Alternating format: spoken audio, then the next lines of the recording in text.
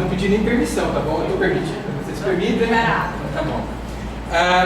Porque como nós temos aqui muitos alunos, então ao invés da gente avançar lá na frente sobre, né, algumas aplicações mais específicas da paleontologia, então eu fiz uma opção de mudar um pouco a apresentação. A gente vai conversar um pouco sobre o que é isso, tá ok?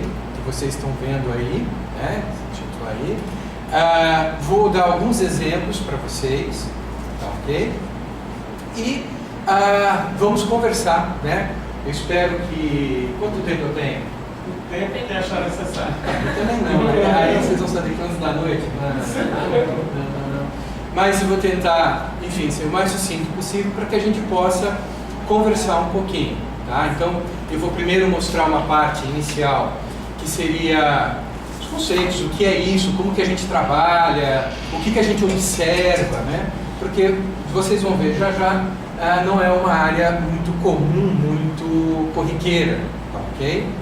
Então, por conta disso, será como se fosse mesmo uma aula, tá ok? Para os meus alunos e, obviamente, vocês, por favor, interrompam um momento que vocês quiserem, tá ok? Bem, é um tema bastante amplo que a gente vai abordar aqui com vocês. Nós temos uma quantidade enorme de possibilidades de trabalho, tá ok? Para vocês terem uma ideia hoje, eu tenho um ex-orientando que está trabalhando junto com a Petrobras, tá ok?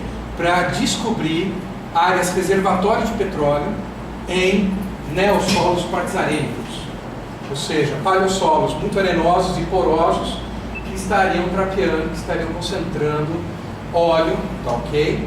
Então, ele trabalha, para vocês terem uma ideia, com paleossolos e produção de petróleo na Petrobras. Então, existe uma quantidade enorme de possibilidades de ação. A gente utiliza na mineração, a gente utiliza na arqueologia, por exemplo, ok?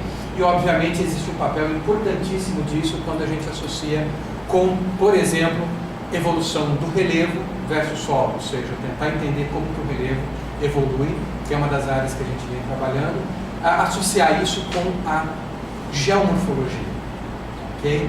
Que eu acho que é um dos principais contatos que a gente tem da geografia com essa temática aí. Mas, sem mais delongas, né, todo pedólogo é um pouco, enfim, se acha o mais importante de todos, que né?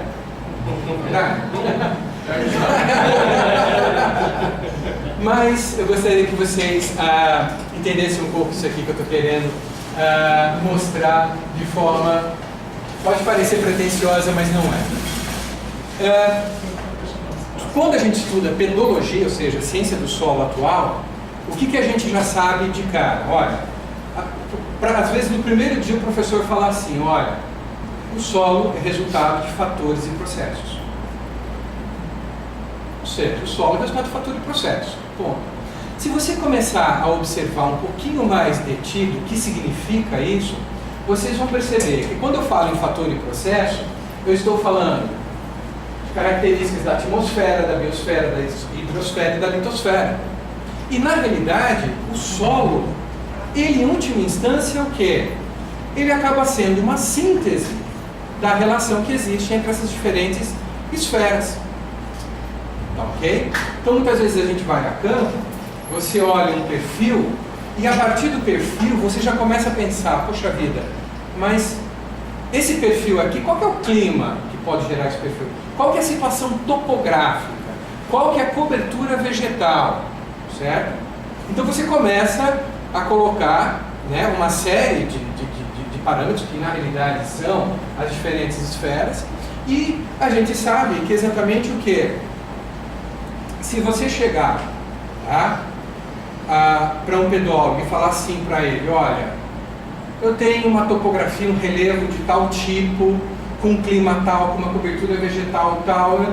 Se você dá os parâmetros, ok, os fatores de formação, ele pode elencar para você o que é possível você encontrar ali. Quais são os tipos de solo que estão de acordo com esse conjunto de fatores de formação.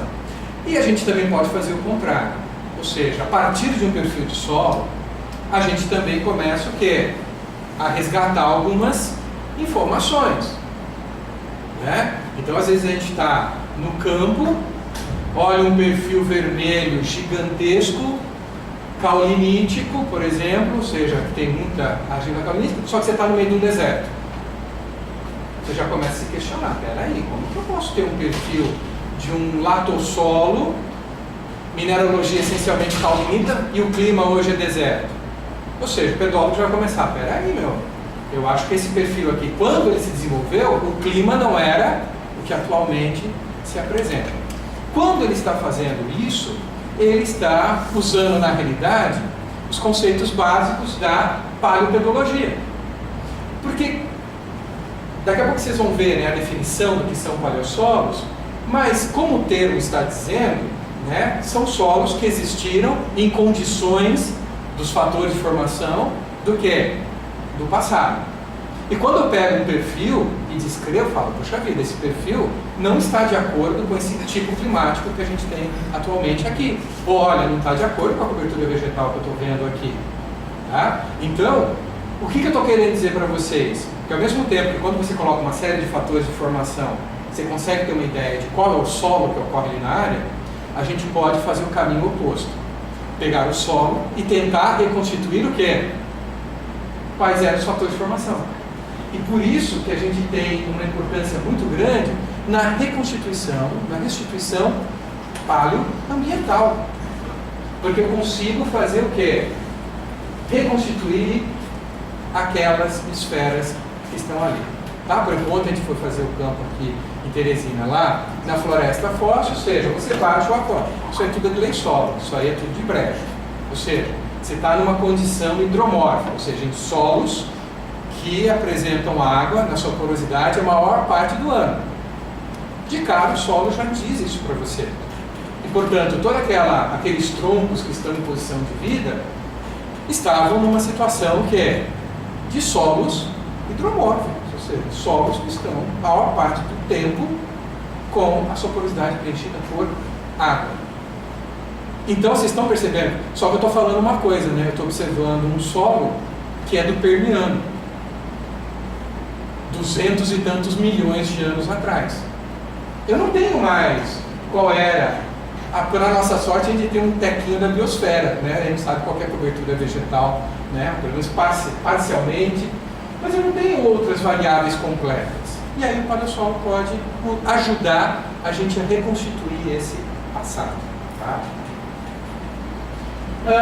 Obviamente, qualquer paisagem onde os solos se distribuem, ela pode ser como essa que vocês estão observando aí. Imaginem que essa paisagem está posicionada, tá, algumas dezenas de milhões de anos atrás. Se você olha essa paisagem, eu posso fazer uma pergunta para vocês. Aonde provavelmente um paleossolo poderá ficar preservado ao longo do tempo nessa imagem? Será que é mais fácil preservar um paleossolo posicionado aqui ao longo desse canal ou lá no divisor de águas? Isso para a gente é chave.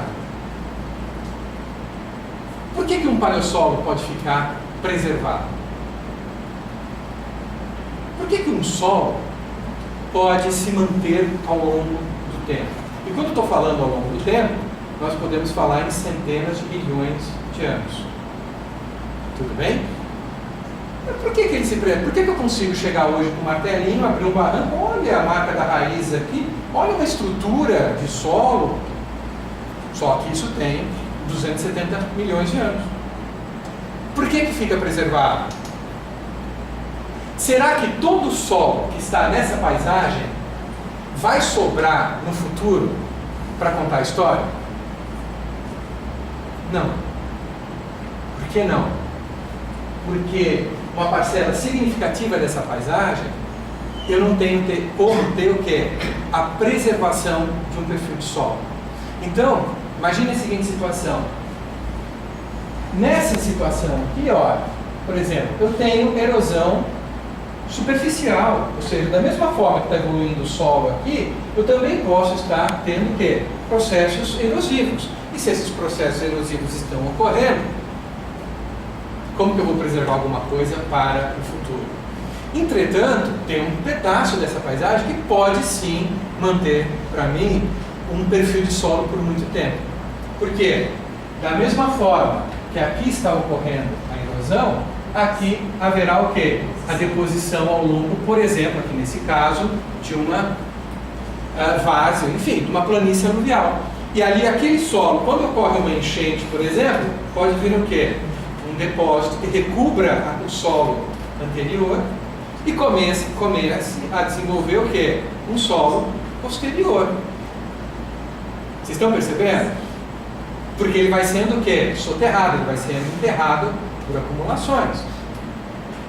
Ok?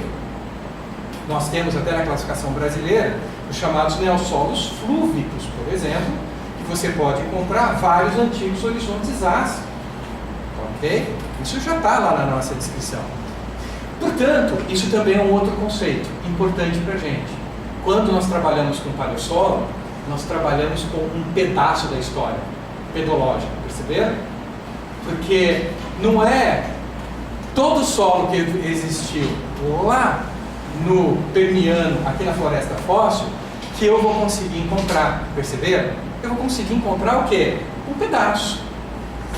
Ah, professor, não existe nenhuma região onde eu consiga ter esse mosaico todo preservado? É muito difícil, mas existem. Para nossa sorte, existe, tá ok? Não no caso brasileiro, né? Mas nós temos a possibilidade em sequências que não se assustem com os nomes, tá bom? Mas são que nós chamamos de sequências tafrogênicas, que nada mais são do que, por exemplo, se eu tiver um vulcão aí próximo, esse vulcão entra em erupção e toda a paisagem pode ser coberta ou por cinza ou mesmo por lavas. E aí, nesse caso, eu posso muitas vezes o quê? Conseguir preservar uma superfície muito maior do que nós conseguiríamos em situações normais. Infelizmente, a gente não tem isso atual, pelo menos, né, no território brasileiro. Temos até algumas sequências vulcânicas que guardaram perfis de paleossolo, né, no Triássico e Jurássico, lá na bacia do Paraná, ok? Mas são coisas muito pontuais e antigas, mas São isoladas. são pontuais, são isoladas. Mas pode até ser que tenha, né? Só que a gente foi descoberto. Sim, por exemplo, é uma possibilidade. Agora, muita gente trabalha com isso no quaternário. Aí sim, por exemplo, os mexicanos, porque os caras têm vulcões ativos. Então, por exemplo, eu não coloquei aqui, mas posso passar depois uma bibliografia, que eu tenho uma foto, por exemplo, de um vulcão no sul do Chile, na encosta do vulcão, e tem uma estrada que tem um corte. E naquele corte tem o solo atual e dois outros solos, que você vê nitidamente o horizonte A. Aí o pessoal que trabalha lá chega assim, na realidade é o que? O vulcão entrou em erupção e é um vulcão explosivo, então quando ele explode, você tem a possibilidade não só de lançar lava, mas cinzas vulcânicas, que é o que a gente chama de fluxo piroclástico, né? Lança cinza vulcânica. Então era engraçado porque ele chegava lá, olha, essa erupção vulcânica aqui de baixo é de 1800 e não sei quanto. Ele pegava e dava a data da erupção. Essa segunda aqui, tá, é de 1900 e pouquinho. E essa última aqui que está evoluindo o solo é a erupção de 1946. Ou seja, eles têm os dados históricos. Então você pode inclusive chegar naquele perfil e falar assim, bom, uma cinza vulcânica que se depositou em 1946, o que já aconteceu em termos de gênese de solo. Então, a alteração mineral, dá para a gente saber esse tipo de situação. Infelizmente, no Peru nós temos alguns estudos.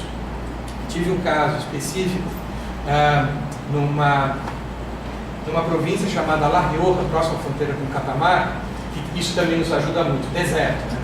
A ausência de vegetação atual, você permite que tudo fique exposto. Vocês vão ver algumas fotos. E, no caso, a gente tinha uma superfície quilométrica, que era um vulcão do Mioceno, que entrou em erupção, jogou cinza para todo lado, E aí, por quilômetros, você conseguia ver o perfil da cinza. Só que essa cinza estava em cima, obviamente, do quê? Da antiga superfície. E abaixo daquela superfície você tem o quê? O paleossolo. E aí você conseguia ir andando e vendo o paleossolo por quilômetros de extensão, né? Porque foi tudo alçado por conta da Cordilheira dos Andes. Então aí você consegue ver, olha, isso é uma paleossuperfície com um solo associado. Aí dá para você, inclusive, fazer várias descrições por uma distância relativamente grande. Então isso efetivamente é possível. E claro, lá, se a gente começar a olhar um pouquinho melhor o nosso Triássico Jurássico da Bacia do Paraná, que tem vastos campos, né, de basalto, em alguns deles nós acharemos com certeza esses perfis de paleossolo. Isso eu tenho sombra de dúvida. Tá? É a questão mesmo de trabalhar. Mas, o que eu queria que vocês percebessem? De maneira geral, a análise paleopedológica, ela é o quê? Ela é um corte da história completa dos solos. Ou seja, eu estou vendo aqueles solos que por algum motivo puderam ficar preservados. Outros não ficaram preservados. Ok? Por erosão, normalmente. Tá? Pode passar. Aí, vocês têm pedologia? Já tiveram? Só assim, de forma muito rápida, né? Então, nós temos os horizontes ou camadas ósseas na superfície, né? Que é a nossa serrapilheira, que vocês têm uma sorte enorme. Hoje tem umas lajes para vocês levarem, viu? Achamos algumas, né?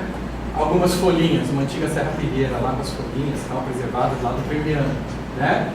Quando isso acontece, a gente dá uns pulos de alegria dessa altura, né?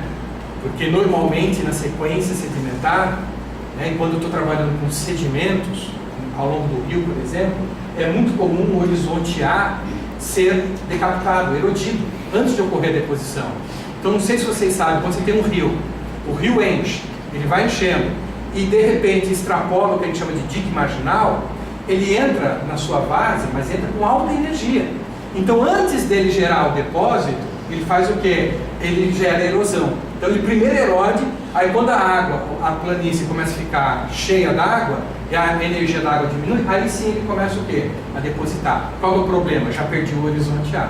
Então quando a gente vai a campo, tem a chance de ver uma árvore em posição de vida, achar uma serrapilheira, é aquela certeza que a gente tem, olha, esse topinho aqui é pra gente perfeito, eu consigo ter o quê? O meu perfil de paleossolo inteiro preservado. E aí a gente consegue, enfim, ver o A. E eventualmente pode acontecer, né? Mas nem, né, sempre ocorre, se o solo for, né, desenvolvido, o B, o C e eventualmente o material de origem, ok? Normalmente todo estratificado no caso de sequências sedimentares. Tudo bem? Isso é um perfil hipotético, óbvio, né? Mas um perfil de solo. Tudo bem até aí? Tranquilo? Pode passar o próximo. Isso para a gente é uma chave importantíssima para entender os paleossolos e também os solos atuais. Quando você faz uma trincheira, um corte no perfil de solo, esse corpo chamado solo tem quantas dimensões?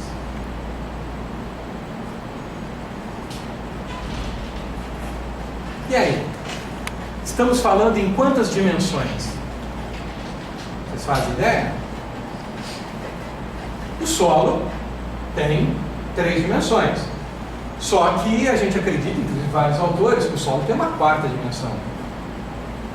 Por que uma 4ª dimensão? Porque quando você faz uma trincheira e descreve aquele solo, tá? Ele tem uma espessura, só que ele também tem uma largura, ele tem uma profundidade, mas quando eu faço um corte do solo, eu também estou fazendo um corte temporal.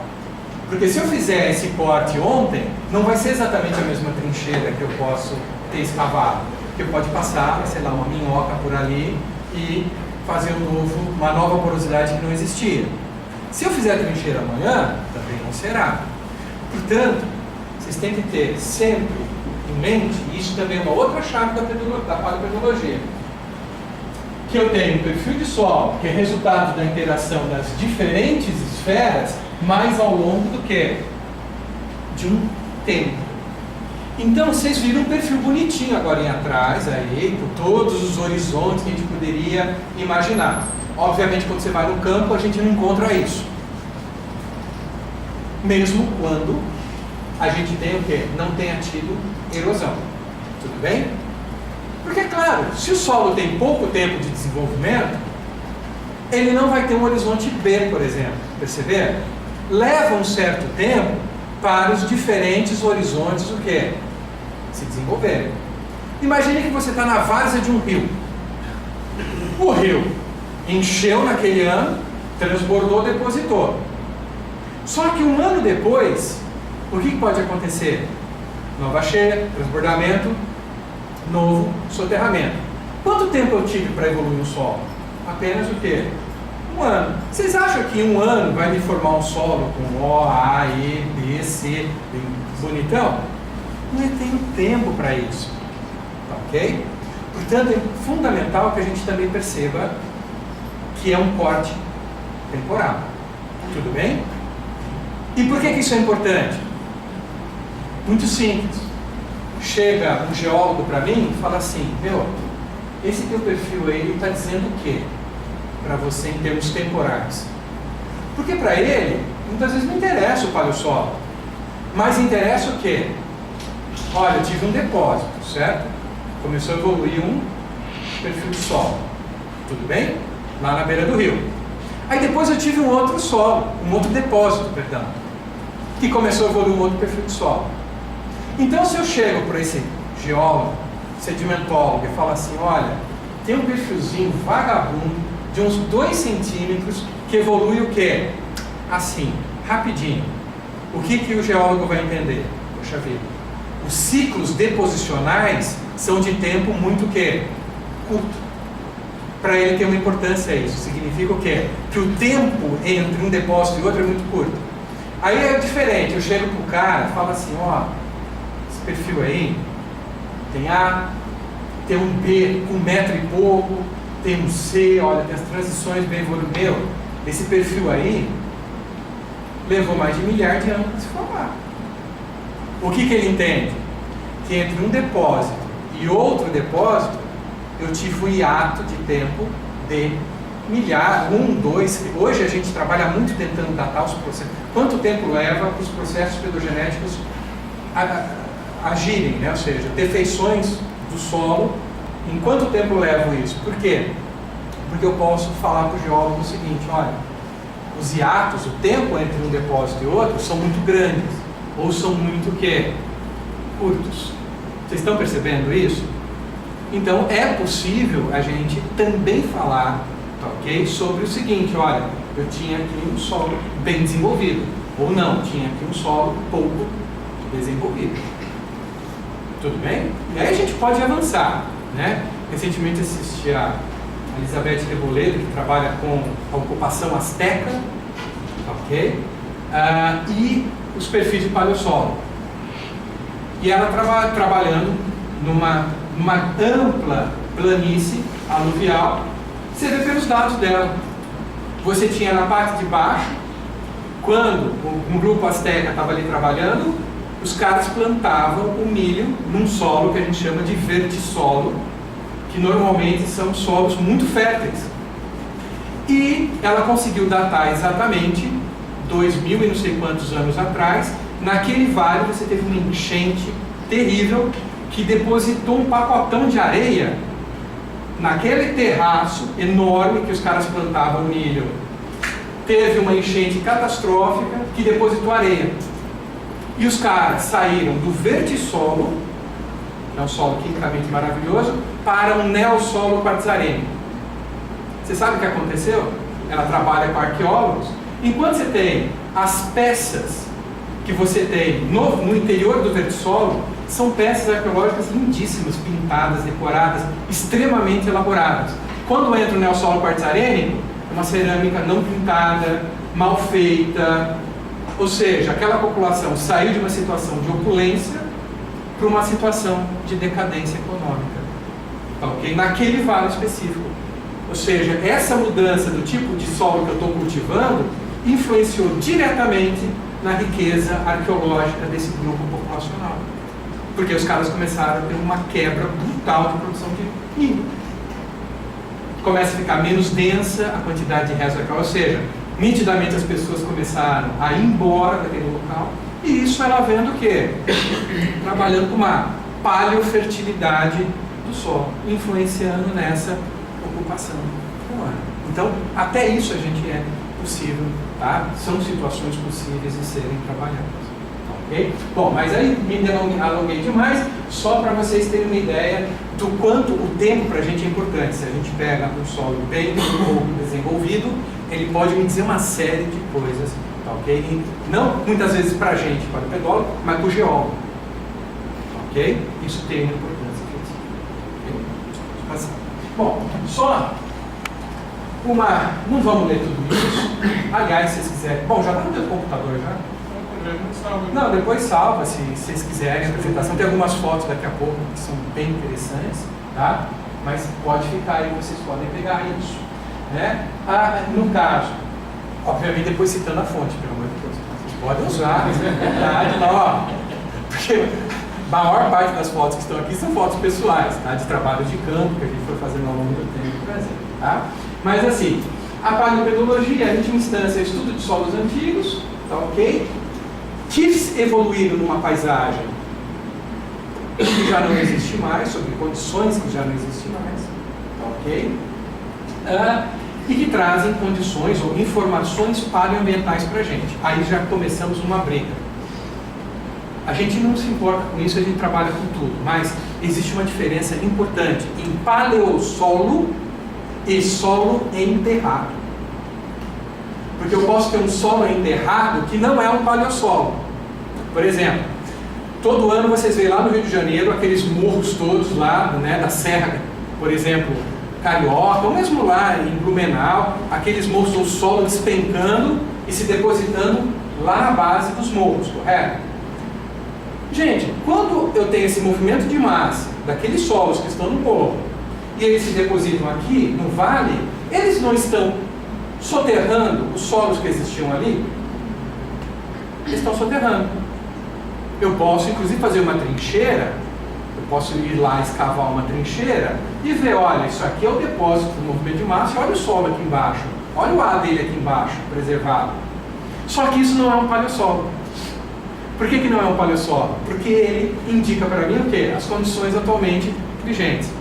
Por conta disso, nós preferimos usar o termo solo enterrado. Então, solo enterrado é aquele que está, por exemplo, numa sequência sedimentar ou debaixo de uma cinza vulcânica, ok? Só que ele é o quê? Muito recente, ele representa o quê? O clima atual, a cobertura vegetal atual, enfim, o hoje. Para ser paleossolo, ele precisa indicar o quê? Alguma coisa que existiu no passado. Ou seja, solos que eles se formaram numa condição e hoje as condições o quê? São outras. Portanto, ele me indica o quê? Uma condição paleo. Mas aí existe uma briga enorme, tem gente que usa o limite de 10 mil anos, por exemplo, que não faz sentido nenhum, né? Porque nós temos vários solos atuais que têm mais do que 10 mil anos de evolução. E são solos, latossolos, latossolos tem mais de 10 mil anos. Ou seja, os nossos latossolos, por exemplo, presenciaram variações climáticas. Porque, enfim, desde que eles estão aí evoluindo, eles presenciaram mudanças climáticas, permaneceram. Tá? Passa a próxima. Então, só para mostrar para vocês de forma bem assim, rápida, né? Aonde os paleossolos que não estão em sequências vulcânicas estarão melhor preservados? Vocês estão bem presentes aqui, por exemplo, a tal formação Pedra de Fogo, correto? Que é a formação que tem os troncos fósseis e tal. Bem, onde estão os troncos, existem solos, correto? Que foram preservados porque ocorreu o quê? Uma sedimentação sucessiva, ok?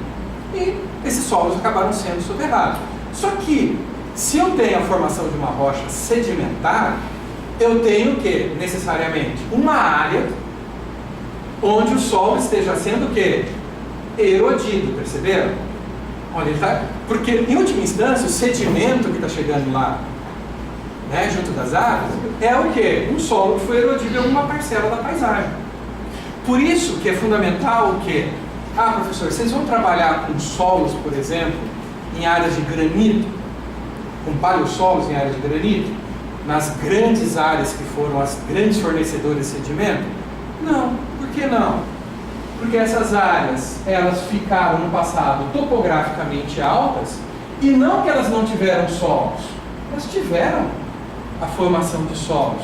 Só que esses solos foram todos erodidos e levados para onde? Para uma bacia sedimentar, ou seja, para uma região geográfica onde eu tenho o quê? O abatimento da superfície. Correto? Então eu estou tendo o abatimento da superfície e sedimento está podendo o quê? Chegar e preservar o solo.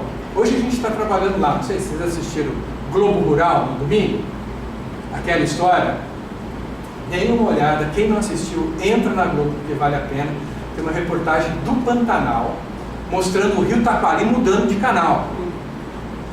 Tá? Você tem assim, pessoas que moravam na beira do Taquari, o Taquari estava correndo em alguns trechos a 150, 200 quilômetros, em questão de 10, 15 anos. Tá? Outros, obviamente, que o rio Taquari não corria, o rio Taquari está passando praticamente em cima da casa das pessoas. As pessoas estão ilhadas, algumas casas estão debaixo d'água, porque ele está o quê? Mudando. E quando esse rio está mudando, o que ele está trazendo? Sedimento, e está enterrando quem? O solo que existia naquele local. Mas por que isso acontece? Simples, né? Porque o Pantanal continua o quê? Afundando, subsidindo, e portanto o sedimento pode o quê? Chegar lá. Não adianta eu ir lá na Serra de Maracaju, perto de Campo Grande, para achar os paleossolos. Por quê? Porque lá é onde a área está sendo o quê? Erodida e levando. Vocês perceberam? Então eu tenho áreas que eu vou procurar, tem áreas que não adianta eu procurar. Se você chegar e falar assim, né? Ó, em Tocantins, a formação Pedra de Fogo tem uns espinhos gigantescos de tubarão assim. Para que eu vou lá? Isso é fundo de mar. E fundo de mar o quê? Profundo, fundo de oceano. Lá não tem solo, eu não vou lá. Perceberam? Então existem algumas situações específicas que a gente vai procurar ou não. Tudo bem? Essa é uma situação típica. Os paleossolos estarão preservados, ó, isso é símbolo de paleossolo, é aceito no mundo todo, tá? Um risquinho cheio de risquinho assim. Então esses aqui são paleossolos que estão se formando em diferentes superfícies. Aqui os paleossolos que já foram o quê? Os solos que já foram erodidos e serviram de sedimento lá para a área mais baixa. Perceberam? Então a gente também vai procurar de forma bastante específica essa situação. Às vezes fica assim, ó. Gente, às vezes a gente vai para campo, quando você pega uma seção, vocês viram lá os risquinhos, né? Dá uma olhada nesses risquinhos aí, a complexidade que pode ser. Na Itália nós trabalhamos numa sequência vertical, e na sequência vertical eram simplesmente 98 paleossolos, um sobre o outro. Ou seja, depósito, solo, novo depósito, novo solo, novo depósito, novo solo, e assim sucessivamente. E aí quando a gente olha um afloramento, né, a gente às vezes pode ter isso aqui, ó. Tudo isso aqui é uma antiga superfície muito estável, que formou um paleossolo muito desenvolvido. O que o geólogo vai entender? Pô, eu tenho um paleossolo muito desenvolvido, é sinal que essa superfície ficou muito tempo sem que ocorresse o quê? Depósito em cima dela. Por quê? Porque teve tempo de evoluir o quê? Um belo solo. Lembra que eu preciso de tempo para evoluir um solo espesso. Ele não evolui de uma hora para outra. Ok? Aí nós temos um montão de paleossolos associados a canais de antigos rios. Então aqui está o canal, o depósito. Perceba que você não tem paleossolo nessa área de deposição. E aí a antiga várzea desse rio, onde você tem paleossolo. E depois outro aqui, outro. Até chegar, quando uma bacia para de aprofundar, não existe mais espaço do sedimento ficar. O grãozinho de areia não fica mais ali, porque não tem mais espaço. A areia faz o quê? Continua a viajar, ou seja, continua a se deslocar. Quando isso acontece, os solos voltam a ficar de novo o quê? Mais espessos. é o que está representado aqui, por incrível que pareça. Uma superfície com solos bem espessos. Depois, essa área, por algum motivo, ficou baixa, muito depósito, paleossolos menos espessos, e quando chega lá onde está a letra C, os paleossolos voltam a ficar o quê? Mais espessos. O que isso quer dizer para um geólogo? Ó, afundou, um monte de coisa começou a chegar. Só que como parou de afundar, é como você encher uma bacia de água. Chega um momento que, se você continuar jogando água, ela vai fazer o quê? Jogar para fora da bacia, certo? Chega um momento que não cabe mais nada. Aí a areia não fica mais, aí nada mais fica, e eu começo a evoluir novamente o quê? Um paleossolo bem desenvolvido. Perceberam? Aí eu fico o quê? Com 2 paleossolos bem desenvolvidos e vários pouco desenvolvidos. Isso está indicando para mim, inclusive, a gente usa isso para falar sobre tectônica, por exemplo. Tá? Sobre movimentação tectônica é possível a gente trabalhar. Pode passar. Mas esses paleossolos superficiais podem até ser perdidos, né, o registro deles, porque eles podem vir a fazer parte da porção mais alta da paisagem e começar a ser erodido. Isso é um modelo. É um modelo. Quando a gente tem sorte deles ficarem preservados, para a gente é absolutamente uma maravilha. Nem sempre isso acontece. Por isso que a gente fica procurando locais que sejam ideais para a gente poder trabalhar. Tá? Os paleossolos, bem rapidamente, eles podem ser enterrados, ou seja, tem um paleossolo que foi enterrado, ele pode ser exumado, ou seja, tem uma erosão e ele voltar à superfície novamente, tá? E eles podem se chamar também de reliquiais. O que é um paleossolo reliquial? É um paleossolo que nunca foi enterrado. Nunca foi enterrado. Então, com certeza, aqui no sertão nordestino, por exemplo, que existem, por exemplo, latossolos, e ele está lá, o cara está plantando em cima desse latossolo, numa área extremamente seca. A gente já começa a olhar para esse latossolo com outros olhos, perceberam?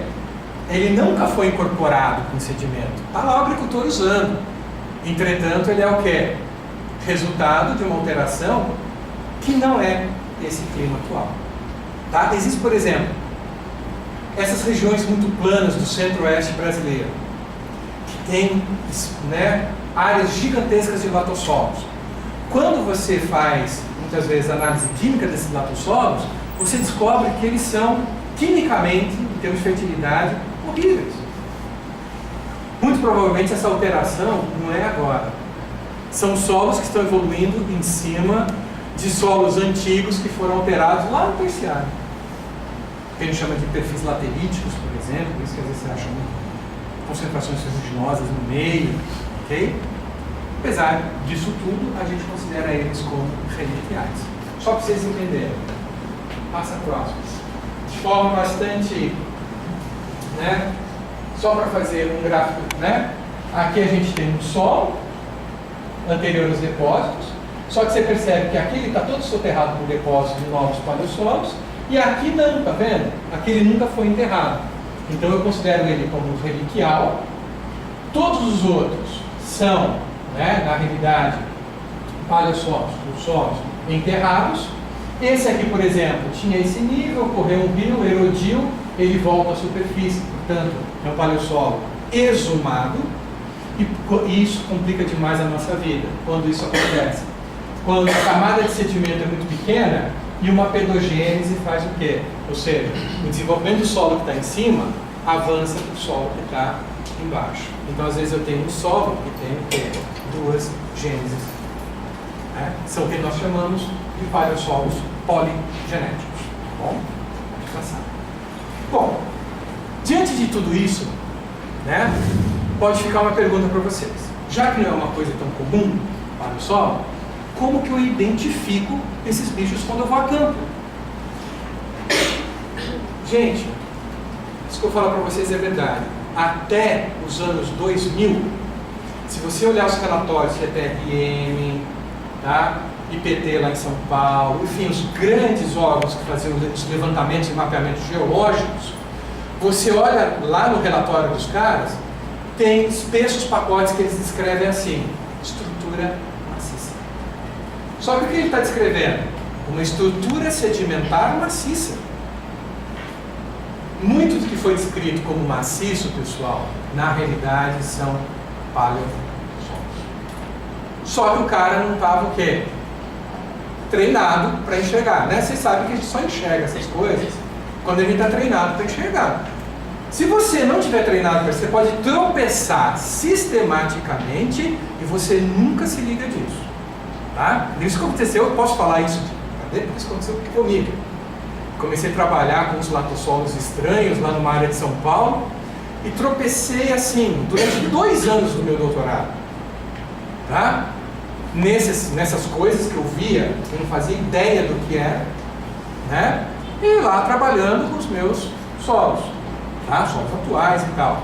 Até que um dia caiu na minha mão um livro de um autor americano chamado Retalak, né? Gregory Retalak, e o livro se chama assim, Atlas de Paleopedologia. É na realidade um livro de fotos. Quando eu comecei a abrir aquele livro, peraí, isso aqui que ele está falando que é tal coisa, eu tropeço toda semana na minha área de campo. Aí eu comecei a perceber que tudo aquilo que eu estava vendo no campo eram feições o quê? De paleossolos. Eu fiquei 2 anos tropeçando naquilo sem fazer a mínima ideia do que se tratava. Né? Depois de 2 anos de doutorado, eu mudei meu doutorado completamente, só fui fazer em 2 anos, que eu perdi dos 2 anos iniciais, né? Fazendo outra coisa, tá? que não tem nada com paleossolo. Mas só no momento que caiu aquele livro que eu consegui enxergar. E isso acontece com todo mundo, certo? Ou seja, se o geólogo não teve na graduação dele uma disciplina de pedologia, por exemplo, ele não faz a mínima ideia que aquilo que ele está vendo num perfil do Cretáceo, por exemplo, é um paleossolo. Tudo bem? Perceberam? Não faz a mínima ideia. Mínima ideia que você tem. Tá? Por conta disso, nós temos 3 indicadores que nós procuramos no campo para dizer, olha, isso aqui é um paleossolo. Ok? Necessitamos obrigatoriamente de 2, mas normalmente nós temos os 3. E por que são esses 3? Por um motivo muito simples. Nenhum processo formador de rocha pode formar o quê? Essas coisas. Só processo de formação de solo. O que são essas 3 coisas? Marca de raízes. Ou seja, quando eu tenho certeza que eu tenho o quê? Um sistema radicular. Poxa vida, se eu tenho raiz, claro, existe, nesse grande tópico, a gente pode ter outras opções. Por exemplo, um tronco em posição de vida. Porque se eu tenho um tronco, quando eu chego na base dele, é sinal que ali começa o quê? O solo. A base do tronco é o começo do solo. Perceberam?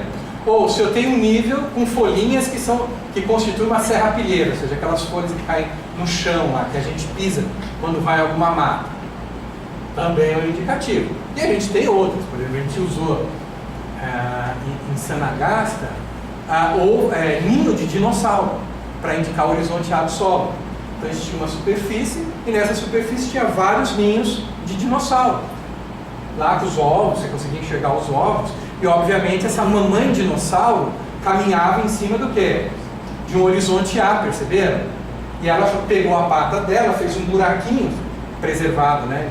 Você tem a preservação desses buracos até hoje. Ela fez um buraquinho escavando quem?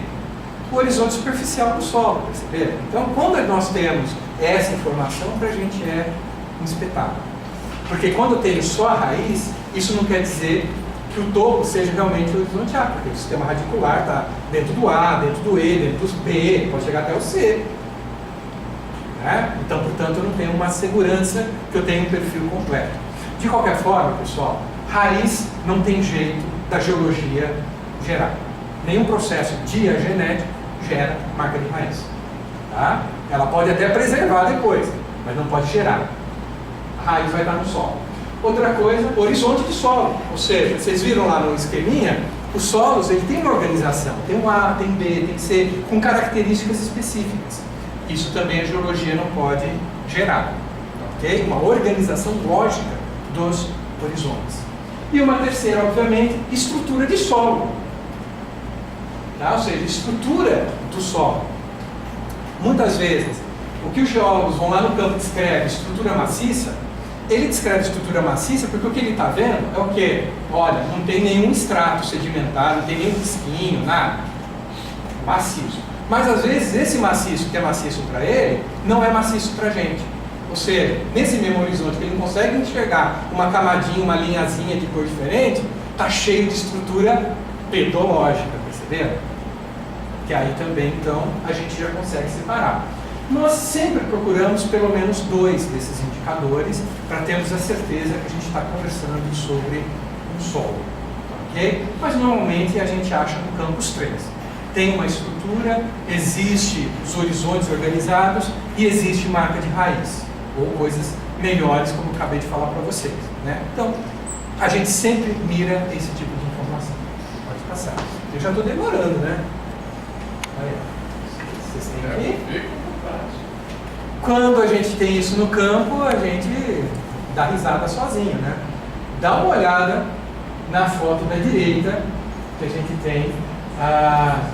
Essa é uma lepidodendron, não é isso? Pessoal da botânica, alguém? É carbonífero, tá? Essa é uma lepidodendron.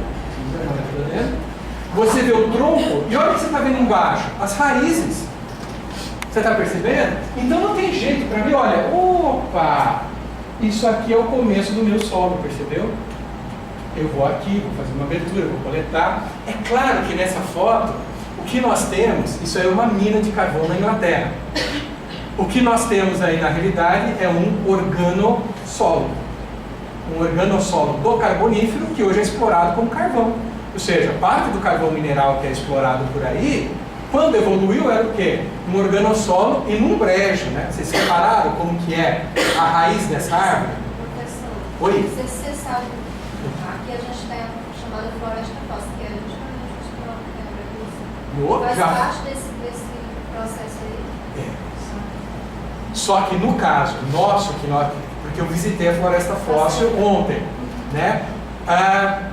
Eu tô louco para conseguir enxergar a marca das raízes. Por quê? Eu trabalhei numa outra floresta fóssil, que ela é em comecinho do Pleistoceno, na Itália, chama Floresta Fóssil de Dunaroba. E a estrutura da árvore é a mesma dessa aí, que é do carbonífero. Vocês repararam como que é a raiz dessa aí? Ela é achatada e alargada. Isso ocorre em árvores que precisam se sustentar para não afundar. Ó, você está vendo como ela é larga? Ela é muito mais larga e tem uma altura muito pequena. Isso é típico de árvore que tem problema de sustentação. Então ela não tem um sistema radicular, por exemplo, que vai para o fundo, pivotante. Por quê? Porque ela está praticamente na água. Então ela não precisa procurar água lá no fundo. Então ela começa a crescer lateralmente e ela sempre tem essa forma achatada. No caso da floresta que a gente trabalhou na Itália, essa floresta fóssil do Naroba, acho que não foto aí. Ela é mais ainda interessante porque além dela ter essas raízes estreitas e achatadas, essa árvore ela era enterrada enquanto viva. Então, periodicamente, o que ela fazia? Ela emitia novas raízes. Então você tem assim o tronco, e aí você tem o tronco, as raízes de baixo, mas você tem várias raízes, né, com a mesma morfologia, ela tentando na realidade se equilibrar, né? E aí, nessa floresta fóssil do Naroba que a gente trabalhou, era muito interessante, porque todos os troncos preservados, e uma preservação, na verdade essa floresta do Naroba era a margem de um antigo lago. Hoje não tem, você chega lá, mas era um material argiloso, muito argiloso. Então você formava esse solo, ou seja, a planta ia crescendo conforme ia sendo enterrada, certo? E impressionante, quase todas as árvores morrem com 8 metros de tronco. Então, aparentemente, quando você pega os troncos, que estão em posição de vida, os troncos têm, e são centenas de troncos, né? Eles normalmente têm por volta de 8 metros. Então, ele podia ser enterrado até mais ou menos 8 metros, e ele conseguia sobreviver de boa, e aparentemente, a partir de 8 metros, aí ele já morria. Mas são troncos que precisam de 2 pessoas para abraçar. Tá? Sim, a gente fez o cálculo, dá um pouco menos de 1 milímetro ano de deposição. É uma argila muito fina. A argila é tão fina que os troncos estão datados 1,8, 1,9 milhões de anos. E eles pegam fogo até hoje. É madeira, com 1,8 milhões de anos. Você chegar e tacar fogo, ele pega fogo. Você consegue contar os anéis de crescimento perfeitamente, saber a idade da floresta, tá? E aí você tem os paleossolos, que são vertissolos na realidade, tá? Com valores de carbonato muito altos, né? Que sustentaram essa floresta. Mas perceba que a outra foto também é uma mina de carvão. Nesse caso eu estou falando de vertissolo, mas aí são 2 organossolos. Aí você tem o tronco, isso aqui é o antigo organossolo, que vai sendo o quê? Que vai ser explorado, tá? Economicamente. No caso daqui, o que a gente achou até agora não é uma floresta associada a organossolos. É uma floresta associada a gleissolos. Mas de qualquer forma, solos de brejo, solos de várzea, enfim. E que aí eu estou curioso para tentar achar uma raiz para ver se essa árvore também tinha um problema de sustentação. Se a raiz dela também era achatadinha, como essa que está aí na foto da direita. Tá? De qualquer forma, ou seja, a gente conversou um montão aqui, mas na realidade, quando a gente encontra isso no campo, é espetáculo, porque eu sei que o solo está o quê? Preservado inteirinho. Tá? Infelizmente isso é tão raro, né? Mas passar. Alguns troncos também em posição de vida, tá? Isso aqui é próximo a Mendoza, na província de Mendoza, na Argentina. Então você está vendo o tronco aqui, são coníferas, né? Aí um molde, ok? Aqui ó, você tem um tronco, aqui você tem outro tronco. Eu só coloquei 2 fotos, mas aqui na área você consegue, numa única foto, pegar 8, 9 troncos de diferentes diâmetros e tal, e você consegue, olha, você consegue na realidade remontar como que era a floresta. A floresta quando foi morta.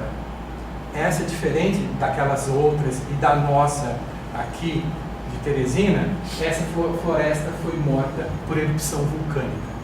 O contramolde, né, ou seja, a parte externa, são cinzas vulcânicas e ácidas. Então você tinha uma floresta lindíssima, com indivíduos de diferente porte, o vulcão entrou em erupção, levou uma quantidade enorme de cinza vulcânica e soterrou a floresta. Okay? De qualquer forma, mesmo sendo uma sequência vulcânica, ela é perfeita para a gente poder descrever os paleossolos, estão na base disso aí. Tá? Quem primeiro descreveu isso aí foi Charles Darwin. Naquela circunnavegação, se você pegar os diários, Charles Darwin tem esse ponto aí que ele foi visitar, tá? Na sua viagem de descrição. Ele parou no Chile e cruzou a Cordilheira dos Andes e chegou até essa área em Mendoza, na Argentina. Okay? Hoje é uma área preservada, é um parque, inclusive é interessante, é um parque a Nestlé dona dessa área. Na realidade é a Nestlé que acaba tomando conta disso aí, porque bem próximo tem a principal água mineral argentina, que é a Nestlé que invasa. Né? Mas enfim, hoje pelo menos ela está preservada. Infelizmente não conseguiram preservar os troncos. Na realidade existiam os troncos aqui, as pessoas ao longo do tempo iam lá, iam colher, levando os troncos.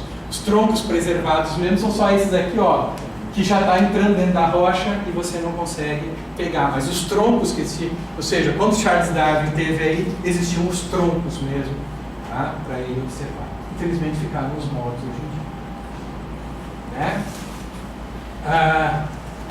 Algumas feições que eu estou mostrando para vocês, né? Aí está lá esses troncos que eu acabei de falar para vocês. Algumas marcas de raízes, vocês estão vendo? Ó, existiu aqui uma bifurcação. Isso aqui é um lado, isso aqui é o lado oposto, né? A rocha foi quebrada no meio, né? Essa parte preta a gente está quebrando a cabeça porque tem tudo para ser carvão, só que tem um pequeno detalhe. Isso aí tem 66 milhões de anos. Cretáceo. Ok? Ou seja, essa plantinha aí provavelmente não, com certeza que na área tem, conviveu com dinossauros. E é um sistema radicular.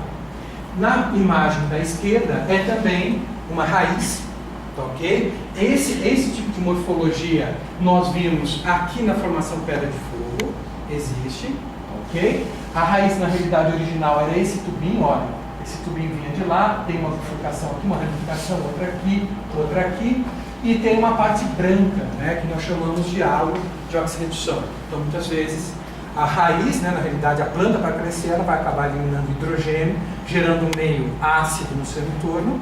E se eu tenho água nesse sistema, eu posso facilitar a redução do ferro e, portanto, começar a gerar cores esbranquiçadas associadas a essa raiz. Entretanto, isso para a gente é muito importante no campo, como a gente viu agora na formação de fogo, que o branco significa processos redutores. E quando um animal faz o furo, um animal não gera um halo de redução. Só quem pode gerar um halo de redução? Uma raiz. Seja quando ela está viva, seja quando ela apodrece, quando ela morre. Então eu sei com certeza que aquilo é uma raiz. Tá? Só a título de curiosidade, aqui era o buraco onde estava a raiz, aqui é o halo de redução, essa parte branca, e depois o antigo solo que está aqui. Belíssimo de um bem texturado. Tá? Não sei se vocês, só um segundo, né? Você vai entender isso que eu vou falar, pelo menos você está percebendo a gíria luvial, na porosidade, cútans. Isso aqui foi feito sem impregnação. Chegou aqui como uma rocha. Do bem textural, base na micromorfologia. Na micromorfologia. E claro, também, daqui a pouco vocês vão ver, na própria estrutura disso. Tá? Pode passar. Bioturbação, né? Então, a quantidade de bioturbações, ok? Essa bioturbação aqui, ela é feita por um antigo coleóptero, não sei se vocês estão percebendo uma estrutura. O bichinho literalmente pegava a areia daqui da frente e jogava para trás, para fazer o furo dele, ok? Então ele ia fazendo o furinho, fazendo isso, e quando ele jogava o solo aqui para trás, fica essa estrutura preservada. Tá? Então, isso aqui, a gente sabe hoje da espécie, isso aqui também tem mais, Cretáceo, tem mais de 65 milhões de anos, e a gente sabe que era um bicho que vivia sempre associado a canais fluviais, a rios. Ok? Pode passar. Estrutura. Então, por incrível que pareça, né? Você está vendo? Escuta? Isso aqui é a estrutura no solo. Isso aqui, uma estrutura prismática, uma estrutura em blocos. É assim que ficou preservada. Isso a gente sabe, a gente não tem uma datação específica, a gente apenas sabe que é do paleógeno, tá? Ou seja, do terciário inferior. Essa é a única coisa que a gente sabe. Mas você tem as estruturas preservadas, que são estruturas de solo, né? Essa estrutura que você está vendo prismática, ela é espetacular, porque é um prisma que você consegue chegar no campo e fazer o quê? Arranca com a mão, ele está encaixado no afloramento. Aí quando você olha esse prisma, ele tem duas rachaduras. Aí você dá um leve golpe de martelo, nas duas rachaduras elas se quebram. Você não consegue quebrar com a mão, mas com um leve golpe de martelo você quebra. E entre isso, você pode dar porrada com o martelo, que é mais fácil você quebrar o martelo do que quebrar aquela amostra, que é pura sílica. Na realidade, quando a gente vai a campo, você pega uma estrutura prismática, por exemplo, grande, uma das coisas que a gente faz é tentar ver o quê? Se ela quebra em outros pedaços de morfologia. Então, naquela, nitidamente, é uma estrutura prismática que se quebra em blocos. Ponto final, ou seja, até isso a gente consegue. Aí você fala, pô, isso aí é história para boi dormir. Beleza, aí você vai e faz uma lâmina, olha no microscópio, o que você vê? Puta de ligação, puxa vida, isso aqui é solo. Isso aqui é solo. Processos que ocorrem atualmente. Processos que ocorrem hoje. E associados muitas vezes hoje a quem? A estruturas como essa. Claro que não lentificadas, não endurecidas, porque são solos atuais. Ok? Aqui, a foto não está muito boa, teria que estar um pouco mais escura, mas não, nem precisa. Não precisa. Só aqui, olha, isso é um pedaço de uma estrutura de um vertissolo. Existem, né, uma superfície com slick and sides desse lado, uma outra superfície com slick and sides desse lado e do outro lado superfícies de slick and sides. O que é isso? Solos com argila expansiva que se expandem, ok? E aí criam essas superfícies de fricção. É um típico vertissolo, só que um detalhe, novamente Cretáceo. E a estrutura é cuneiforme. Típica desses solos. Típica desse tipo de solo. Típico, só que, novamente, formação larilha. Ou seja, Cretáceo lá do sul de Goiás. Estamos conversando sobre um solo de 65 milhões de anos. Então você está percebendo, o Gustavo trabalha com solos atuais, e ele bate o olho e já consegue o quê? Fazer a ponte com solos atuais, vocês estão percebendo? Já identifica, pô, isso é típico. Perfeito. Ok, só que tem 65 milhões de anos. Se você pegar o martelo e tentar quebrar isso, é o quê? Uma rocha. Então vocês estão percebendo que essa, além daquelas histórias das raízes, esse é o nosso segundo grande identificador de paleossolo, que é o quê? Estrutura pedológica. Se o geólogo olha isso, ele vai falar o quê? Maciça. Maciça. Você não tem camadinha de sedimento, maciça. Estamos conversando. E não. Tem estrutura, não tem estrutura sedimentar. Ele está correto em falar que é maciça sedimentologicamente. Mas tem muita estrutura pedológica. E aí a gente trabalha. Tá? Pode passar. Olha o perfil de BT. Aqui só um detalhezinho, com uma bioturbação aqui no meio. Né? Mas olha, essa estrutura, né? Essa forma toda ruiniforme que você está vendo é o BT. E aqui para baixo você percebe que essa estrutura começa a desaparecer. É o C. A gente fez as lâminas aqui também, não tem enuviação. Estamos no C. Isso aqui é B, BT, C. Tá? E é assim que ele aparece no campo. E é aqui que a gente tira as estruturas que saem o quê? Só com a mão, só puxar e está feito. Tá? Pode passar. Horizontes, né? Parecem camadas sedimentares, mas na realidade são horizontes pedogenéticos. Okay? Lá do Triássico, né? Na área de Badlands, são horizontes pedogenéticos. Pode passar. Um horizonte já bem mais recente, esse tem 30 mil anos. Mas ó, essa cor escura aqui, olha, era a antiga superfície. Para nossa sorte, a gente conseguiu datar, né, com 30 mil anos. Isso também é uma coisa muito boa da paleopedologia. Quando a gente tem solos mais recentes, a gente consegue saber até qual era a cobertura vegetal. Nesse ponto específico, pólenes, nós achamos duas coisas. Araucária angustifólia, que é aquele pinheiro do Paraná, e gramínea. Só tinha isso há 30 mil anos atrás. Ou seja, muito mais frio do que é hoje, é esse local. Isso é em Campinas mesmo? Não. Isso é pertinho da nascente do Rio Grande, muito próximo da fronteira entre Minas Gerais e Rio de Janeiro. Aqui está numa altitude de uns 2.000 metros mais ou menos. Aí as araucárias angustifólia existem até hoje, mas aonde? Apenas lá nas cumieiras. E o que existe hoje em volta é o quê? Mata Atlântica.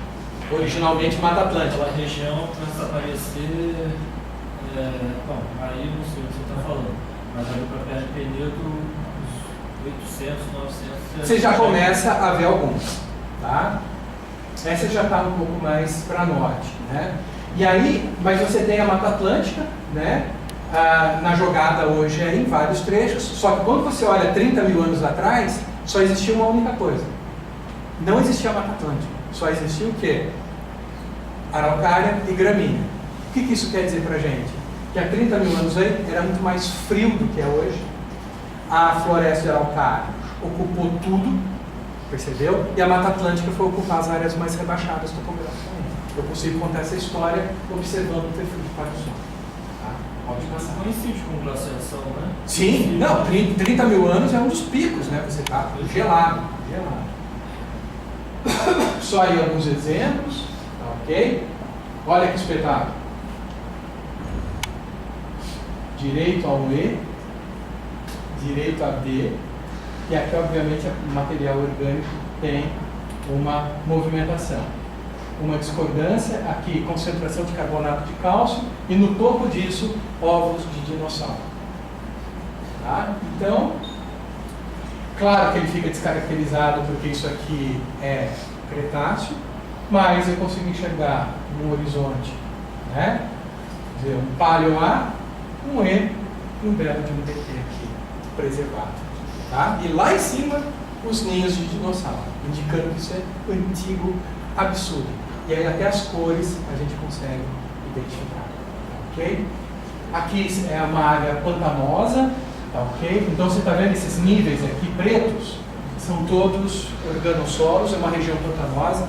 Essa área aí é o Parque Nacional de Chigualasto, uma das áreas paleontologicamente mais estudadas da Terra, porque tem todo o Triássico preservado aí. Todo o Triássico é preservado. Então, o melhor lugar do mundo para se estudar o surgimento dos dinossauros. Porque você consegue trabalhar num único local com rochas antes dos dinossauros, os primeiros dinossauros e os dinossauros um pouco mais acima, lá no fundo da formação colorar, né, que já é Triássico superior. Tá? Mas, nessa área, essencialmente, o que a gente acha são anfíbios, muito similar com o que tem da... Claro que é outro período geológico, mas similar à associação solo e anfíbios que nós temos aqui na formação Pedra do Fogo. Tá? Pode passar. Eram quantos? Aí só uma curiosidade para vocês, passar bem rapidinho. Professor, então quer dizer que paleossolo sempre existiu na história da Terra? Não. Não, pelo menos com a definição de solos que os pedólogos gostam de utilizar. Porque os pedólogos gostam de utilizar a necessidade de você ter uma cobertura vegetal. E nem sempre na Terra nós tivemos cobertura vegetal sobre a superfície terrestre. Tá? Então, na realidade, a cobertura vegetal, essa cobertura vegetal que recobre a superfície, ela é essencialmente do final do Siluriano. Meio mais ou menos ali do Paleozoico. Ok? E só que acontece uma coisa muito interessante, né? O Devoniano, para a gente, é o momento da explosão da cobertura vegetal na Terra, e, portanto, também dos primeiros paleossolos, de tal forma que, muito rápido, no Siluriano inferior, você tinha vegetais apenas associados a corpos de água, e no Devoniano médio, você já tem árvores com 40 metros de altura. Então, e solos com mais de 2 metros de espessura. Então, foi uma ocupação espetacular. Tá? De qualquer forma, isso não é, como vou dizer para vocês, uma regra para os paleopedólogos. Existem paleopedólogos que avançam mais tempo recuado no passado. Só que assim, quando eles trabalham com material de alteração, não é um solo como o nosso, percebeu? Com A, B, C. Mas você consegue identificar uma alteração. Então, tem muitos paleopedólogos, por exemplo, que trabalham num momento geológico muito específico. 2,3, 2,25 bilhões de anos atrás na história da Terra. Alguém sabe o que aconteceu nesse momento? Oi? Formação das rochas? Não, rocha tem com 3 pontos tanto bi. Estamos falando 2,25, 2,3. Esse momento é muito importante na história geológica da Terra e os pedólogos têm muito a contribuir, porque é nesse momento que a atmosfera e os oceanos deixam de ser anaeróbicos, ou seja, condições sem oxigênio, e passam a ter o quê? Né? Nós podemos respirar hoje aqui. É nesse momento que ocorre na história da Terra. E quando as rochas se alteravam, ok? Antes desse momento, todas as alterações eram de cores esverdeadas e azuladas, porque são condições de um ferro, né? Que a gente chama de ferro 2. E depois disso, o mundo ficou mais vermelho e amarelo, ok? Hidróxido e óxido, ou seja, eu preciso ter o oxigênio para ter o quê? A formação do ferro 3, que, enfim, vai dar hematita, goetita, enfim, óxidos e hidróxidos de ferro, que dão, por exemplo, hoje, principalmente as cores do solo, as colorações vermelhas, amarelas, um monte de coisa, de tonalidades que aparecem aí no meio. Tá? Pode passar. Portanto, para muitos autores, uma das maiores revoluções que aconteceu durante o Fanerozoico foi, sem sombra de dúvida, a surgimento de uma coisa chamada cobertura vegetal, floresta, mata, porque a terra passa a funcionar de forma diferente. Né? Acima não tem um solo bem desenvolvido, quer dizer, não tem solo, como chamamos hoje, não temos mesmo. Mas eu tenho alteração da rocha. Só que quando eu tenho alteração da rocha, chove, essa água escoa pela superfície, leva tudo embora. E quando não, quando eu tenho uma floresta, eu tenho formação de solo, infiltração de água, já temos o quê? Uma outra condição. Inclusive, para muitos autores, essa invenção é responsável pela glaciação no final do Devoniano. Porque aqui, para muitos autores, acontece um efeito estufa oposto do que nós estamos vivendo hoje. Uma redução do efeito estufa. Por quê? Você não tinha carbono sendo utilizado para a floresta pré-devoniana, porque você não tinha cobertura vegetal. Então, a presença agora de uma floresta consome carbono. Mas mais importante que isso, o intemperismo químico consome carbono. A alteração química, formar, por exemplo, carbonatos em solo, ok? Consome carbono. E para muitos autores, o que aconteceu? Essa junção, floresta mais solo, pegou um monte de carbono que estava na atmosfera e o quê? Sequestrou. Quantidade menor de carbono, temperatura fez o quê? Despencou, glaciação avançou. Ok? Mas isso já é uma outra história. Vamos bem, não se preocupem com isso. O que a gente faz no campo? É isso que vocês estão vendo. A gente mistura